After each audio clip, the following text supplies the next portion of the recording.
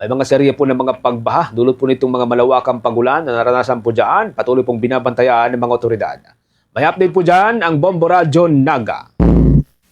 Patuloy na nakamonitor ang lokal na pamahalaan ng Iriga sa lagay ng panahon na matapos ang naitalangang pagbaha dahil na rin nasa pagbuhos ng malakas na ulan. Maalala, unang naitala ang pag-apaw ng tubig sa bahagi ng Iriga City na umabot pa sa Baywang.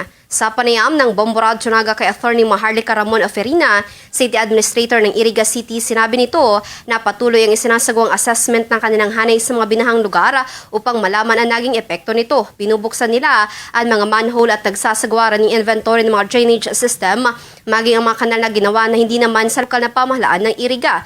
Dagdag pa ng opisyal, mabilis naman na humupa ang baha at sa ngayon, possible na mga binahang area ngunit nakabantay pa rin ang kanilang opisina lalo pat nakakaranas pa rin ng panakanakang pagbuhos ng ulan sa lugar.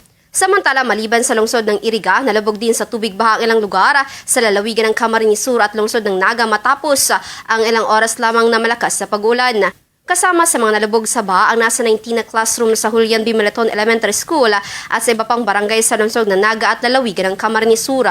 Kaugnay nito, pinapayuhan naman ang lahat ng mga residentes, lalo na ang mga nasa mababang lugar, na maging alerto at sumunod sa abiso ng mga otoridad. Sa ngayon, nakakaranas pa rin ng pag-uulan sa lalawigan ng Camarines Sur at Naga City, kung kaya patuloy na pinapag-ingat ang lahat.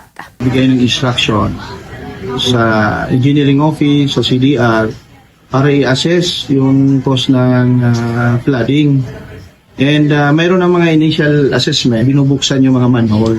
Kasi ang instruction ni Mayor mag-inventory ng lahat ng drainage system, kung gaano kalawak, gaano kalalim, saka yung volume ng mga debris sa loob.